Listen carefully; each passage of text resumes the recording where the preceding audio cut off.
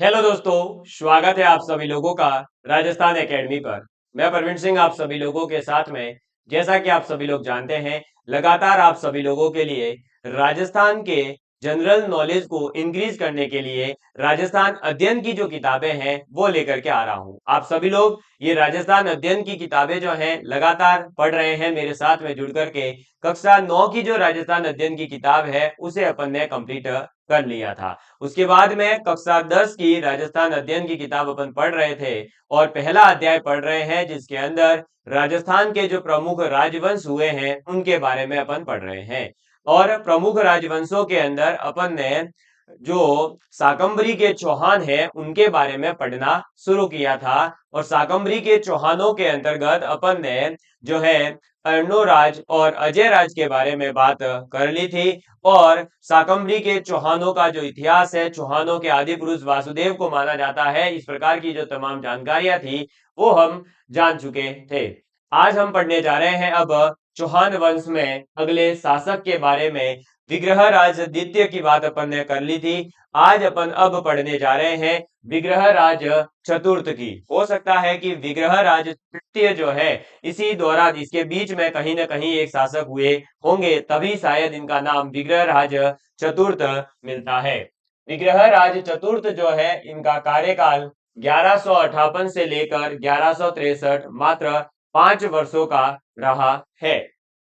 विग्रहराज ने तोमरों को पराजित किया था। किसको पराजित किया था? जो तोमर थे उनको पराजित करने का कार्य किसने किया था? तो तोमर को पराजित करने का कार्य विग्रहराज चतुर्थ के द्वारा किया जाता है। और तोमरों को पराजित करके दिल्ली पर अधिकार किया। दिल्ली पर अधिकार करने वाला चौहान शासक कौन था? तो विग्रहराज चतुर्थ। ठीक है, यह दिल्ली पर अधिकार करने वाला पहला चौहान शासक था। इसने गजनी के खुसरूह शाह को, किसको?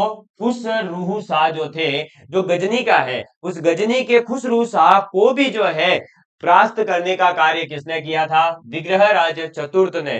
तो राजस्थान के अंदर जैसा कि कहा जाता है कि कण कण पर जो है वीर पैदा हुए हैं, यह बात जो है इन वीर पुरुषों के बारे में हमें पढ़ते हैं जब इतिहास में, तो ये जो है सत्य साबित होती भी हमें दिखती है। मेवाड़ के अंदर महाराणा प्रताप हुए हैं, मारवाड़ के अंदर रामचंद्र सेन हुए हैं, आपके जो है शाकंभरी के अंदर आप देख रहे हैं अजय राज हुए, अर्णोराज हुए, और फिर ये विग्रह राज चतुर्थ जो तोमर को हरा करके दिल्ली पर अधिकार करते हैं और गजनी के खुसरू शाह को परास्त कर देते हैं। तो सोचिए कितने वीर पुरुष ये रहे होंगे, कितने ये जो है बल शक्तिशाली और समझदार रहे होंगे कि इन्होंने जो है ऐसे शासकों को जो दिल्ली पर उस समय जो है अधिकार कर चुके थे उनको हराने का कार्य यहाँ पर किया है। राणा सांगा, राणा कुंभा के बारे में जब हमने पढ़ा तो हमें पता चलता है कि इतिहास वाकई में एक अद्भुत रहा है और राजस्थान के कण कण पर एक वीर पैदा हुआ है।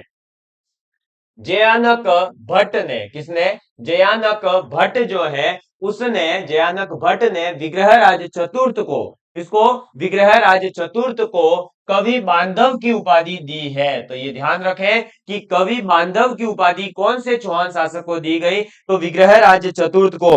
किसने दी? तो जयानक भट्ट ने जो है यह उपाधि दी थी। क्लियर?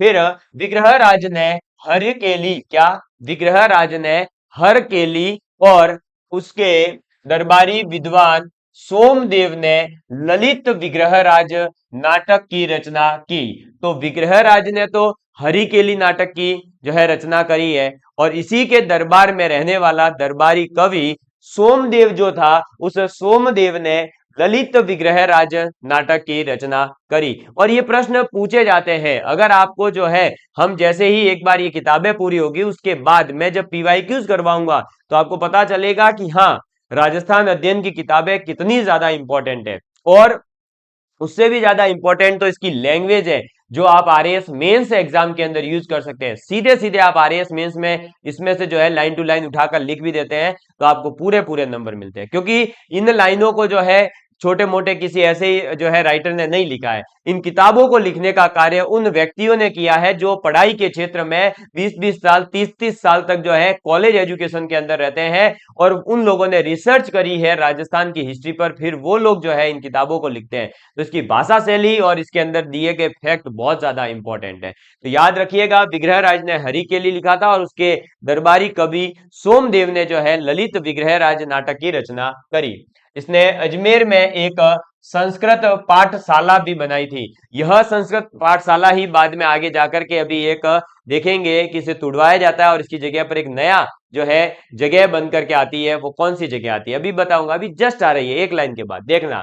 तो इसने अजमेर में क्या करा, संस्कृत पाठशाला बना करके उस पर हरि केली नाटक की पंक्तियां जो है खुदवाई। किसने?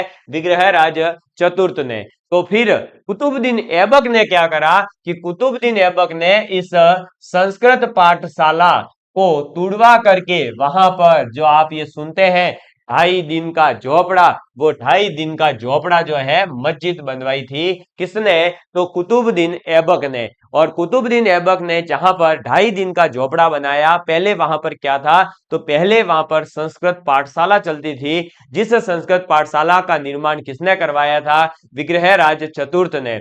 और विग्रहराज चतुर्थ ने जो ये संस्कृत पाठशाला बनवाई थी, इसके ऊपर अपने ही द्वारा रचित नाटक हरि केली जो था, उस हर केली नाटक का खुदान भी करवाया, यानी खुदवाई भी करवाई थी। समझ में आ गई बात?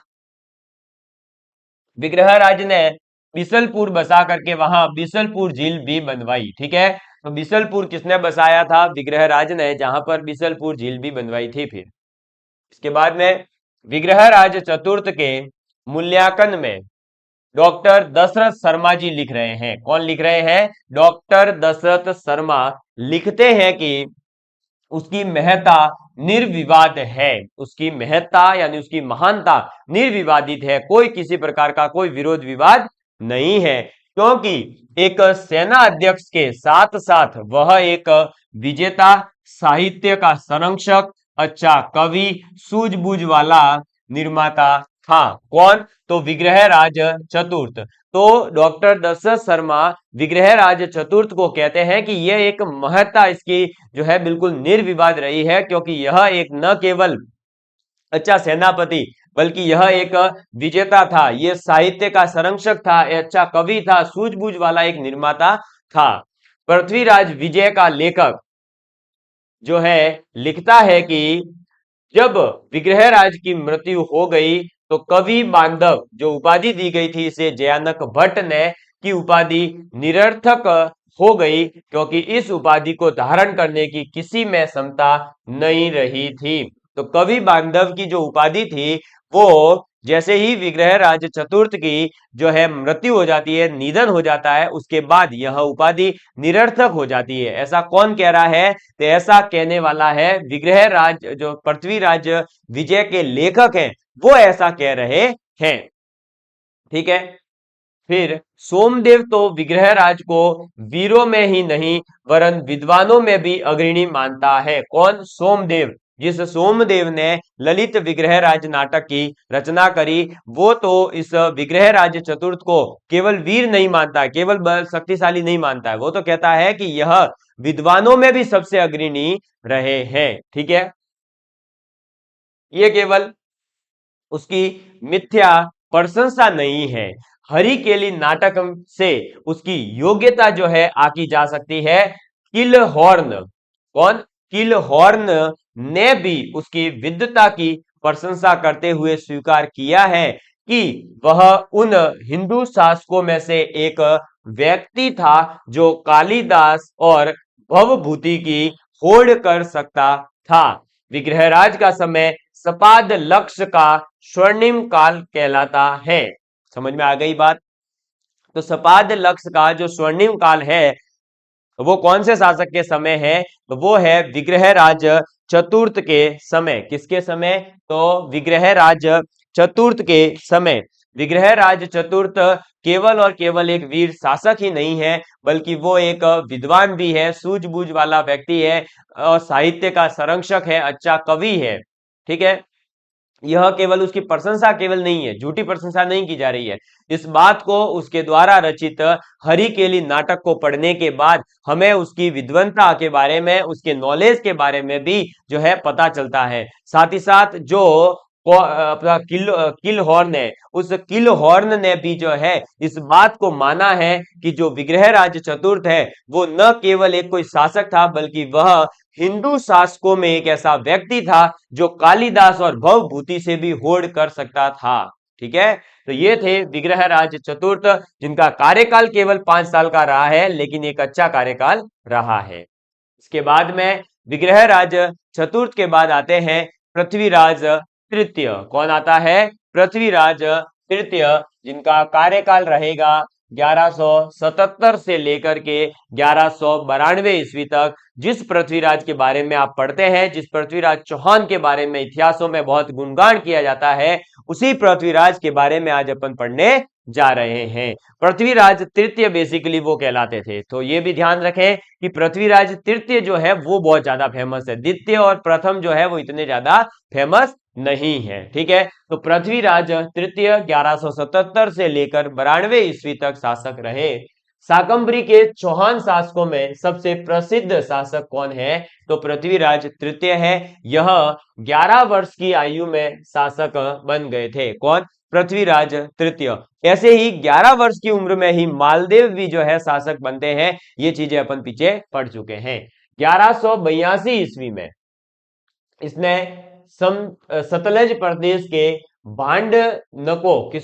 भंडानको सॉरी, तो सतलज प्रदेश के जो भंडानक थे, उन भंडानको को परास्त किया था। कब? 1182 ईस्वी के अंदर, यानी शासक बनने के 5 साल बाद ही।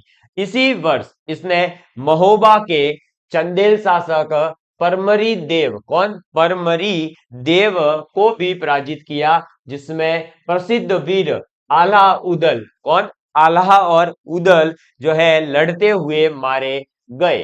ठीक है, पृथ्वीराज ने कन्नौज के गहड़वाल शासक, कन्नौज के कौन थे?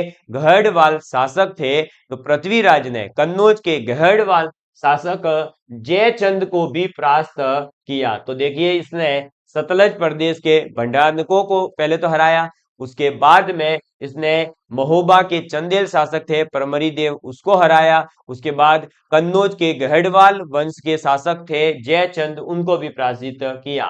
और स्वयंवर के समय उसकी बेटी जो है संयोगिता का अपहरण कर उसे विवाह कर लिया। तो ये जो जयचंद है उसकी पुत्री है संयोगिता, और स्वयंवर के समय पृथ्वीराज तृतीय ने क्या किया कि संयोगिता का अपहरण किया था, ऐसा आप बताते हैं। अभी आगे पूरी की पूरी जो ये संयोगिता का पूरा जो ऐतिहासिक कथा है उसके बारे में अपन पढ़ने वाले हैं अलग से पूरी। ठीक है, वहां आपको पूरी चीजें समझ आ जाएगी। विवाह कर लिया। फिर तराइन के प्रथम युद्ध जो 1191 ईस्वी में लड़ा गया, उस 1191 ईस्वी के युद्ध में जब तराइन का प्रथम युद्ध लड़ा गया था, तब तो गौरी को पराजित कर दिया था। मगर जब वापस से 1 साल बाद 1192 ईस्वी में तराइन के द्वितीय युद्ध में जो है वह मोहम्मद गोरी से पराजित हो जाता है, और जिससे चौहान राज्य का तो पतन हुआ ही, बल्कि क्या हो गया, भारत में तुर्की शासन की नींव भी रख दी गई। तो इससे क्या हुआ? पृथ्वीराज तृतीय के हारते ही चौहान वंश का तो पतन हुआ ही, चौहान जो राज्य था उनका शाकंभरी का, वो तो पतन हुआ ही धीरे धीरे। लेकिन इससे क्या हुआ कि मोहम्मद गोरी के जीतने से भारत में तुर्की शासन की भी नींव रखी गई। ठीक है, पृथ्वीराज तृतीय वीर, विद्यानुरागी और गुणी जनों का सम्मान करने वाला था। पृथ्वीराज विजय का रचयिता जो कि जयानक भट्ट है, उस जयानक भट्ट पृथ्वीरासों का लेखक चंद्रबरदाई उसके दरबार कवि थे, या उसके दरबार की शोभा बढ़ाते थे। तो पृथ्वीराज तृतीय के समय कौन है? जयानक भट्ट, जिसने पृथ्वीराज विजय लिखी है। इसके अलावा पृथ्वीराज रासो जिसके लेखक है चंद्रबरदाई, ये दोनों जो है पृथ्वीराज चौहान के समय क्या थे? अपने जो है दरबारी कवि थे। संयोगिता स्वयंवर कथा, क्या? संयोगिता स्वयंवर कथा। कन्नौज के शासक है जयचंद। कौन है कन्नौज के गढ़वाल शासक? है जयचंद। उसने राजसूय, क्या? राजसूय यज्ञ किया था। राजसूय यज्ञ किया था। किसने? गढ़वाल जो शासक थे कन्नौज के जयचंद, उसने राजसूय जो है यज्ञ किया तथा अपनी पुत्री संयोगिता के विवाह के लिए स्वयंवर का आयोजन भी किया। अब स्वयंवर क्या होता है ये बात आपको पता होगी ही, ठीक है, तो इसको अपन ज्यादा यहाँ डिटेल करने की जरूरत नहीं है। सिंपल शॉर्ट में अगर बताऊं तो स्वयंवर का मतलब होता है कि रानी वहां पर रहती है और उसके पिता के द्वारा जो है कोई कंडीशन रख दी जाती है और फिर जो है वो पूरे जो जो भी भाई उस राजकुमारी से विवाह करना चाहते हैं वो सभी शासक वहां जाते हैं राजकुमार, और फिर वो जो भी कंडीशन होती है उसके अकॉर्डिंग जो जीतता है वो फिर जो है वहां पर राजकुमारी से विवाह कर लेता है, ठीक है। आयोजन भी किया जिसमें पृथ्वीराज को छोड़ करके कई राजा महाराजाओं को आमंत्रित किया गया। अब पृथ्वीराज को आमंत्रित ही नहीं किया गया था, इतना ही नहीं, पृथ्वीराज को अपमानित करने के लिए जयचंद ने क्या किया, उसने स्वयंवर स्थल के बाहर द्वारपाल के रूप में पृथ्वीराज की मूर्ति जो है वो रख दी थी। किसने रखी? कन्नौज के गढ़वाल शासक जयचंद ने। अब संयोगिता एवं पृथ्वीराज एक दूसरे को मन से चाहते थे, यानी कि अब संयोगिता और पृथ्वीराज का क्या था भाई? लव मैटर था, ठीक है। उनके क्या चाहते थे? वो लव मैरिज करना चाहते थे। अब पिताश्री क्या चाहते हैं? अरेंज मैरिज करना। अब पिताश्री जो अरेंज मैरिज करना चाहते हैं तो उन्होंने क्या करा, सभी राजा महाराजाओं को आमंत्रित किया लेकिन पृथ्वीराज को जो है आमंत्रित नहीं किया। साथ ही साथ पृथ्वीराज को जो है अपमानित करने के लिए उन्होंने क्या किया, जो द्वारपाल होते हैं जो गेट पर खड़े रहते हैं, है ना, जो गाइड्स कहलाते हैं, उसकी जगह पर उसने क्या किया कि पृथ्वीराज की जो मूर्ति है उसको खड़ा कर दिया। अंततः संयोगिता वरमाला लेकर के एक एक राजा महाराजा को देखती हुई आगे बढ़ती जा रही थी। भाई वो देख रही थी कि स्वयंवर किसको चुना जाए, तो उसके लिए एक एक राजा महाराजा को देखते हुए आगे बढ़ रही थी। पृथ्वीराज को उसने नहीं देखा तो उसे न पाकर के वह मन ही मन बहुत बड़ी दुखी हुई। उसे बहुत दुख हुआ कि भाई जिसे मैं चाहती हूँ वो तो है ही नहीं यहाँ पर। उसे ये लगा था कि पृथ्वीराज को आमंत्रित किया गया और वो आएंगे और मैं उनसे शादी कर लूंगी। अब वो वरमाला लेकर के घूम रही है लेकिन पृथ्वीराज उन्हें दिखाई नहीं दे रहे हैं। वो एक सॉन्ग है ना कि मेरी अखियां तो तुझे ढूंढे, या फिर एक और है कि तेरा ध्यान किधर है रे, तेरा हीरो इधर है, तेरा हीरो इधर है। तो यही गाना जो है वो कौन गा रही थी भाई? इधर जो है अपने पृथ्वीराज जी गा रहे थे बैठे बैठे, कहीं ना कहीं अभी देखना अभी रोल में आने वाले हैं वो, तो वो बैठे बैठे गाना गा रहे थे कि भाई तेरा ध्यान किधर है रे, तेरा हीरो इधर है। अब वो हीरो जो है वो उन्हें दिखाई नहीं दे रहा। किसको दिखाई नहीं दे रहा? संयोगिता जी को। वो वरमाला लेकर के घूम रही है तो वो भी फिर रिप्लाई में कहती है, अरे मेरे हीरो तू किधर है, तू मेरे हीरो किधर है? अब किधर है तो अभी पता चलेगा। अब देखिए, किंतु जब वह दरवाजे तक पहुंची तो उसे द्वारपाल के रूप में अपने प्रेमी की मूर्ति नजर आ गई। अब बताओ हीरो कहाँ खड़ा था?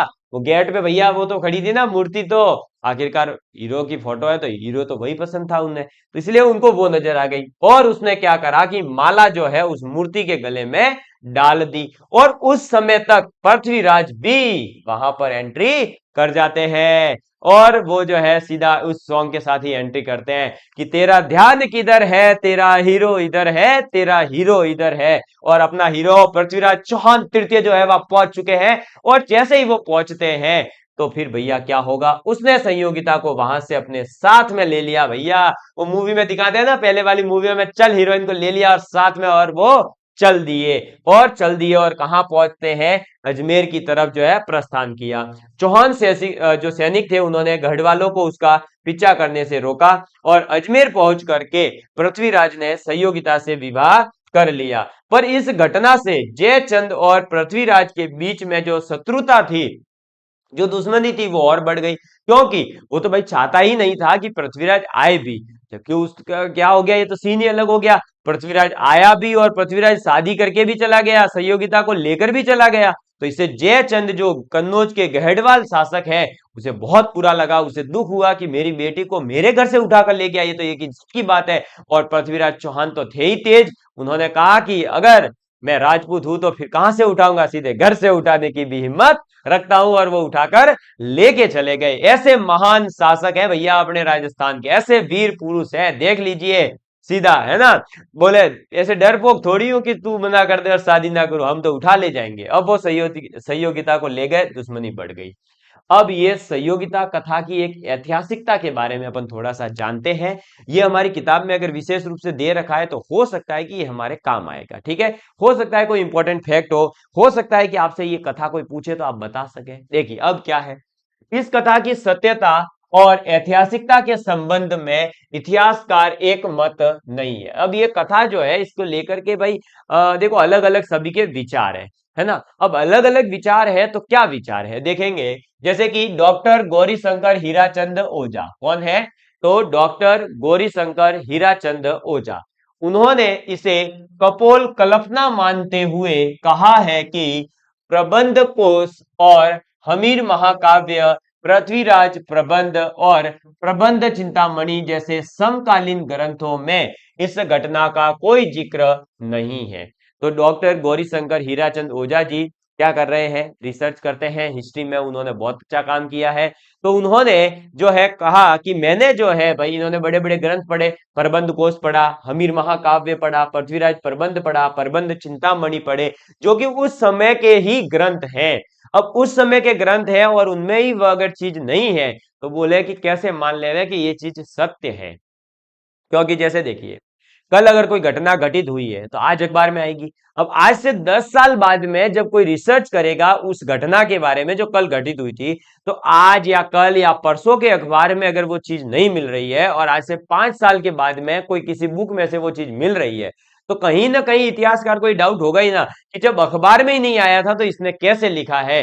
हो सकता है कि एक कल्पना की गई हो इस प्रकार की। तो ऐसा ही चीज यहां पर है। तो डॉक्टर गौरीशंकर हीराचंद ओझा कहते हैं कि जब ऐसे ऐसे बड़े ग्रंथों में जो समकालीन ग्रंथ रहे हैं, उस समय के ही ग्रंथ है, उनमें ये चीज नहीं है, तो फिर जो है ये चीज मुझे मानने लायक नहीं है, वो कल्पना मानते हैं इसको। अब डॉक्टर रोमिला थापर और डॉक्टर आर एस त्रिपाठी ने भी इसे सही माना है।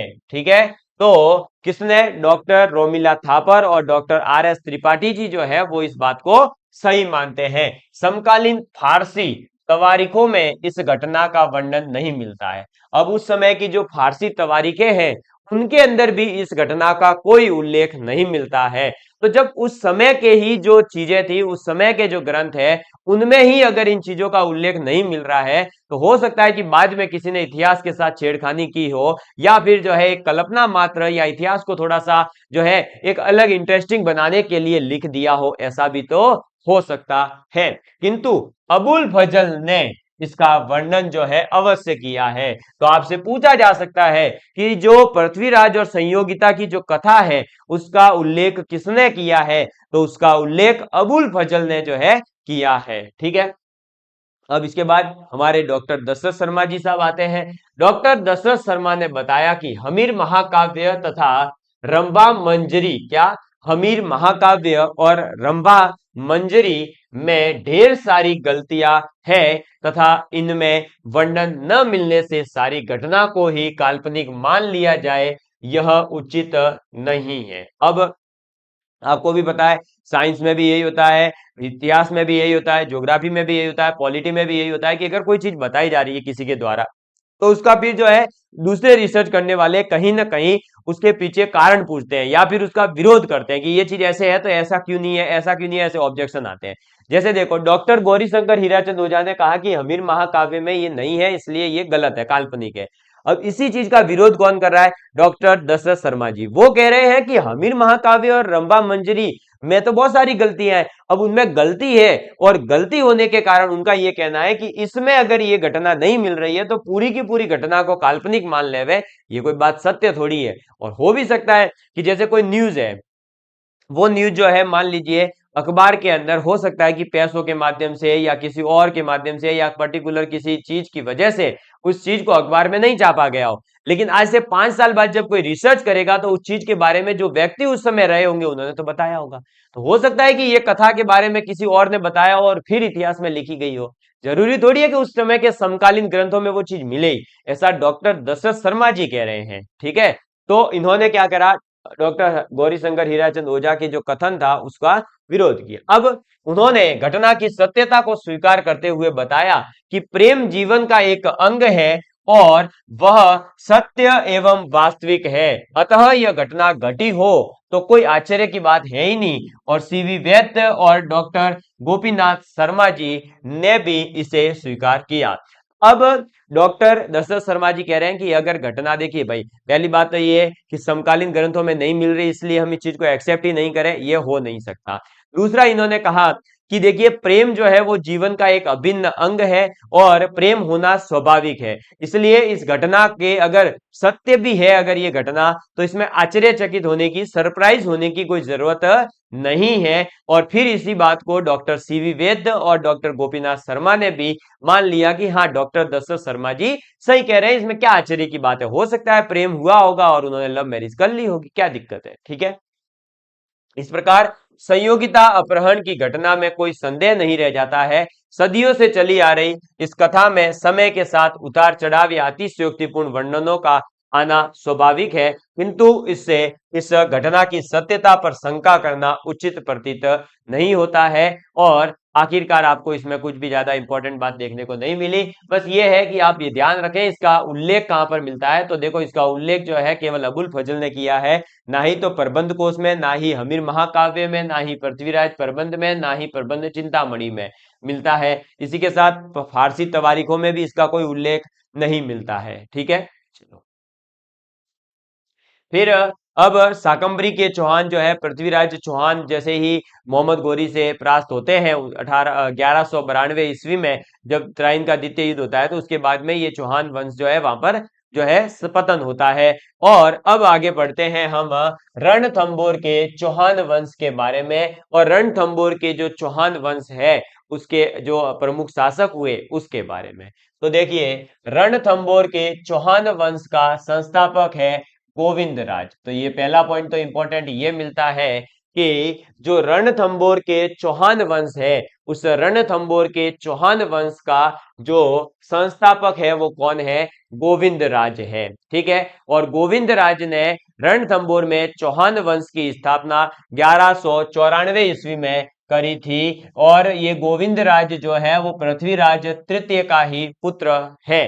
तो जब 1192 में पृथ्वीराज तृतीय जो है मोहम्मद गोरी के हाथों तराइन के द्वितीय युद्ध में हार जाते हैं, तो उसके बाद गोविंद राज जो है रणथंबोर चले जाते हैं और वहीं पर जो है अपने चौहान वंश की स्थापना करते हैं। कब? 1194 ईस्वी में। उसके उत्तराधिकारी क्रमशः फिर बनते हैं वालहन, फिर प्रहलादन और फिर वीर नारायण थे। किसके? तो गोविंद राज के। कौन कौन? वालहन, प्रहलादन और आपके वीर नारायण। वीर नारायण का संघर्ष जो है वो इल्तुतमिश से भी हुआ था, ठीक है। किसका? वीर नारायण का जो संघर्ष है वो इल्तुतमिश से हुआ, जिसमें उसकी मृत्यु हो गई। उसके उत्तराधिकारी वाघभट्ट ने, किसने? वाघभट्ट ने भी दिल्ली से भेजे गए तुर्क अधिकारियों से अपने पैतृक राज्य को बचाया। उसके पुत्र फिर हुए जैत्र सिंह। उस जैत्र सिंह ने नासिरुद्दीन द्वारा भेजी गई सेना को रणथंबोर नहीं जीतने दिया, परंतु उसे कर देने के लिए विवश होना पड़ा। किसको? जैत्र सिंह को। जैत्र सिंह किसका पुत्र है? वाघभट्ट का। वाघभट्ट किसका उत्तराधिकारी है? वीर नारायण का। वीर नारायण किसका था? प्रहलादन का। प्रहलादन किसका था? वालहन का। और वालहन का जो पिताजी का नाम मिलता है वो मिलता है गोविंद राज। इस प्रकार से रणथंबोर के चौहान वंश की जो है एक लगातार आगे से आगे क्रम वाइज शासक बनते हैं। फिर हमीर जो है वो शासक बनता है 1282 ईस्वी में। 1301 तक जो है ये शासक रहता है, ठीक है। तो 1282 ईस्वी में हमीर ने अपने राज्यारोहण के बाद दिग्विजय की नीति जो है अपनाई। कौन सी नीति अपनाई? दिग्विजय की। किसने? तो हमीर ने। कब?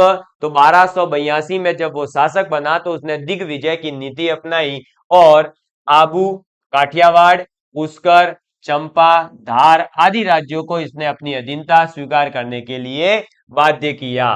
फिर मेवाड़ के शासक हैं उस समय पर समर सिंह। उस मेवाड़ के शासक समर सिंह को भी परास्त किया था। किसने? हमीर ने, ठीक है। और 1291 ईस्वी में जलालुद्दीन खिलजी ने रणथंबोर पर आक्रमण किया मगर उसे सफलता नहीं मिली। तो रणथंभौर पर आक्रमण किसने किया था? जलालुद्दीन खिलजी ने। किसके समय? हमीर के समय। कब? 1191 में, सॉरी 1291 में। 1191 में जब तराइन का युद्ध लड़ा गया, उसके ठीक 100 साल बाद में मोहम्मद गोरी के बाद जलालुद्दीन खिलजी जो है वो 1192 में रणथंभौर पर आक्रमण करता है, और उस समय हमीर जो है वो शासक होता है, लेकिन उसे जो है कोई मतलब जो है सफलता नहीं मिलती। किसको? जलालुद्दीन खिलजी को। ठीक है, चलिए। इसके बाद में हमीर के द्वारा मंगोल विद्रोहियों जो कि मोहम्मद शाह और कहबरू को शरण देने से दिल्ली का सुल्तान था अलाउद्दीन खिलजी हमीर से क्या हो जाता है? नाराज हो जाता है। और हमीर ने जब विद्रोहियों को लौटाने से इनकार कर दिया तो 1299 ईस्वी में उसने खिलजी के आक्रमण का सामना करना पड़ा, मगर तुर्क सेना को उसने पराजित कर दिया। और 1301 ईस्वी में अलाउद्दीन स्वयं जब सेना लेकर के रणथंभौर आया, तब युद्ध में उसे सफलता नहीं मिली, तो फिर उसने क्या किया? चल कपट किया। और आपने देखा होगा कि जैसे ही राजा नहीं जीत पाता था कोई, तो आक्रमणकारी क्या करता था? चल कपट करता था राजा के साथ में, और जो है वो जीत जाते थे। यहां पर भी यही हुआ, हमीर के साथ में उसने क्या किया? चल कपट किया। 1301 में जब वो खुद युद्ध लड़ने आया तो युद्ध में तो नहीं जीत पाया, लेकिन उसने चल कपट किया। अलाउद्दीन ने हमीर के सेना नायक है रणमल और रतिपाल, कौन है? रणमल और रतिपाल, इन दोनों को जो है किला देने का लालच दिया, और उनको जो है अपनी सेना में शामिल कर लिया। किसको? तो अलाउद्दीन ने हमीर के शासक है सेनापति है रणमल और रतिपाल, उनको किला देने का जो है लालच दे दिया। उससे वो दोनों क्या हो गए? अलाउद्दीन खिलजी के फेवर में हो गए। इनके विश्वासघात के कारण किले पर तुर्कों का अधिकार हो गया और हमीर लड़ता हुआ मारा गया। किले में हमीर की पत्नी रंग देवी के नेतृत्व में महिलाओं ने क्या कर लिया? जौहर कर लिया। ठीक है। फिर हमीर वीर और उदार और शरणागत की रक्षा करने वाला शासक था। कौन? हमीर। ठीक है। नयन चंद्र सूरी के हमीर महाकाव्य, इस हमीर महाकाव्य को अपन ने पीछे 2-3 बार नाम पढ़ा, तो इस हमीर महाकाव्य के जो रचयिता है वो कौन है? नयन चंद्र सूरी। और जोधराज के हमीर रासो और चंद्रशेखर के हमीर हट नामक ग्रंथों से हमीर के शौर्य की जानकारी जो है मिलती है। ठीक है। और आज भी हमीर जो है इतना वीर और इतना हठी था कि आज भी उसके लिए 2 लाइनें जो है जनमानस के अंदर दोहराई जाती है, और वो यह है कि सिंह सवन सप्त पुरुष, सिंह सवन सप्त पुरुष वचन कदली फले एक बार, सिंह सवन सत पुरुष वचन कदली फले एक बार, तिरिया तेल हमीर हट चढ़े न दूजी बार, चढ़े न दूजी बार। यानी ये जो है वो इतना साहसी कि शेर के सम्मान है, और वचन अगर एक बार दे दिया तो फिर दे दिया, और ये ऐसा हटी है कि इसने अगर एक बार मना कर दिया या एक बार किसी चीज को ठान लिया तो फिर उस चीज से ये कभी पीछे नहीं हटता था। इसीलिए कहा गया है कि सिंह सवन सप्त पुरुष वचन कदली फले एक बार, तिरिया तेल हमीर हट चढ़े न दूजी बार, चढ़े न दूजी बार। इसके बाद में जालोर के चौहान वंश की बात आती है, क्योंकि राठौड़ों जो रणथंभौर का चौहान वंश था, वो रणथंभौर का चौहान वंश हमीर के साथ में ही समाप्त हो जाता है, क्योंकि अलाउद्दीन खिलजी का फिर जो है रणथंभौर पर अधिकार हो जाता है। ठीक है। तो हमने शाकंभरी के चौहान पढ़े, रणथंभौर के चौहानों को पढ़ा। इसके बाद में अब अपन पढ़ने जा रहे हैं जालोर के चौहान वंश के बारे में, और इस वंश के जो भी प्रतापी शासक हुए उनके बारे में। ये भी वंश कोई बहुत ज्यादा जो है लंबा चौड़ा नहीं चलेगा, यहां पर भी जो है कुछ ही जो है शासक बनते हैं। ठीक है। जालोर मध्यकालीन इतिहास में अपना एक विशिष्ट स्थान रखता था। कब? मध्यकालीन इतिहास के अंदर जो है जालोर अपना एक अलग ही इतिहास रखता है। दिल्ली से गुजरात व मालवा जाने का जो मार्ग था, उस मार्ग पर ही स्थित था जालोर। पर अधिकार स्थापित करना दिल्ली के प्रत्येक शासक के लिए एक क्या था? आवश्यक कार्य था, क्योंकि दिल्ली से जो है अगर उसे गुजरात जाना है, मालवा जाना है, तो जाएगा कहां होकर? जालोर होकर। अब वो जालोर होकर अगर जाएगा तो ऑब्वियस सी बात है कि जब तक वो अधिकार उनके पास नहीं होगा, वो क्षेत्र उनके अधिकार क्षेत्र में नहीं आता होगा, तो इन्हें जाने आने में प्रॉब्लम होगी ही। ठीक है, तो इसलिए दिल्ली का जो भी शासक होता था उसका टारगेट होता कि जालोर जो है या तो अपनी अधीनता स्वीकार करे या जालोर पर अपना अधिकार हो। दिल्ली सल्तनत 1206 से लेकर 1526 ईस्वी के समय जालोर पर चौहानों का अधिकार था।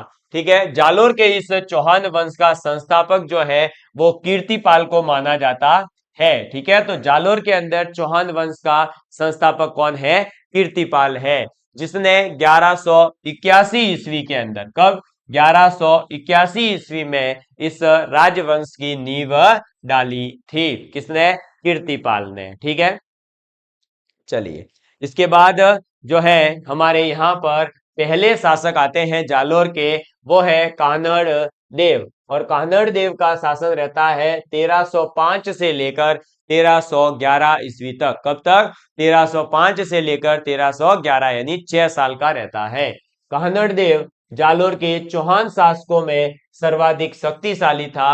अलाउद्दीन खिलजी की सेना के गुजरात आक्रमण के समय रास्ता देने को लेकर के कान्हड़ देव और अलाउद्दीन खिलजी के मध्य विवाद हो गया। मैंने बताया है ना कि अगर बीच में पड़ता है तो ऑब्वियस सी बात है किसी और का अधिकार होगा या किसी दुश्मन का अधिकार होगा, तो भाई अलाउद्दीन खिलजी हो या कोई भी दिल्ली का शासक हो उसके लिए प्रॉब्लम होगी ही होगी।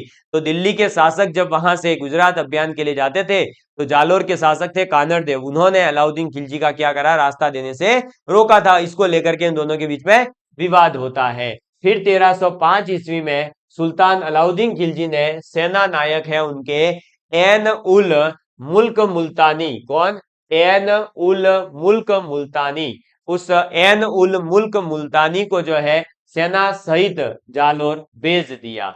वह कान्हड़ देव को समझा बुझाकर दिल्ली लेकर आया और दिल्ली दरबार का माहौल कान्हड़ देव के स्वाभिमान के विरुद्ध था, तो कान्हड़ देव दिल्ली दरबार से चला आया, जिसके बाद कान्हड़ देव और अलाउद्दीन के बीच में संघर्ष हुआ। क्योंकि पहले जो है केवल रास्ता देने को लेकर विवाद हुआ, तो इस बात को मनाने के लिए एन उल मुल्क मुल्तानी जो था उसे भेजा गया और उसे कहा गया कि तुम अपने पास लेकर आना दिल्ली। वो दिल्ली जो है कान्हड़ देव को लेकर तो चला जाता है, लेकिन जो वहां का दरबार का जो माहौल था वो कान्हड़ देव को बिल्कुल भी पसंद नहीं आया, उसके स्वाभिमान के विरुद्ध था। उसके स्वाभिमान के विरुद्ध होने के कारण वह अपने स्वाभिमान की रक्षा के लिए दिल्ली से जो है पुनः जालोर आ जाता है और इस प्रकार इन दोनों के बीच में संघर्ष शुरू हो जाता है। अब नैन सिंह ने युद्ध का कारण जो है दूसरा ही बता दिया। इसने बताया है कि कान्हड़ देव के पुत्र हैं वीरम देव। ठीक है, उस वीरम देव के द्वारा सुल्तान की पुत्री, किसकी? तो अलाउद्दीन खिलजी की पुत्री है फिरोजा, उस फिरोजा से विवाह करने से इनकार करना बताया है। तो मूणत नैनसी जो है वो तो ऐसा कहते हैं कि युद्ध का कारण रास्ता देना या उसका दरबार से चले आना नहीं रहा है, उसके कारण ये रहा है कि जो आपका वीरम देव है, जो कान्हड़ देव का एक पुत्र है, वो बहुत ही स्मार्ट और बहुत ही हट्टा कट्टा और बहुत ही शानदार लाजवाब पर्सनैलिटी का बंदा था और उसे जो है भाई पसंद कौन करने लग गया था? तो अलाउद्दीन खिलजी की पुत्री थी फिरोजा। वो फिरोजा जो है वीरमदेव को चाहती थी। फिरोजा ने कह दिया था वीरमदेव को कि अगर शादी करूंगी तो केवल तुमसे, वरना मैं कुंवारी रह जाऊंगी, सारी उमरिया कुंवारी रह जाऊंगी। ऐसा कौन कहता है? फिरोजा कहती है। किसको? वीरमदेव को। लेकिन वीरमदेव क्या है कि एक अलग ही व्यक्तित्व का धनी था और उसे जो है अपनी पर्सनैलिटी पर इतना स्वाभिमान था, इतना अपने गर्व था अपने आप पर कि उसने उस फिरोजा से शादी करने से मना कर दिया। अब फिरोजा से शादी करने से मना करा तो फिरोजा दुखी रहने लगी, फिरोजा जो है शांत शांत घूमने लगी महलों में। तो फिर यह बात अलाउद्दीन खिलजी को पता चली और अलाउद्दीन खिलजी को लगा कि अरे मैं दिल्ली का शासक हूं और मेरी पुत्री से विवाह करने का किसी ने मना कर दिया, इतनी किसकी हिम्मत है? तो उसे पता चला अरे वो तो वही है जो मेरा पहले से ही दुश्मन है, मेरा पहले से ही संघर्ष चल रहा है, कान्हड़ देव का पुत्र वीरम देव, कान्हड़ देव का पुत्र वीरम देव। और उसने फिर अब ऐलान कर दिया कि अब जो होगा वो क्या होगा, तो अब दो दो चार चार करनी ही पड़ेगी, यानी अब हमें जो है कान्हड़ देव से युद्ध करना ही पड़ेगा।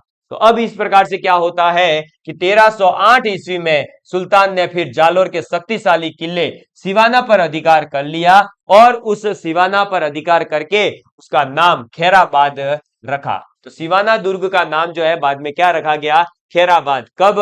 1308 में, जब अलाउद्दीन खिलजी ने उसे जीत लिया।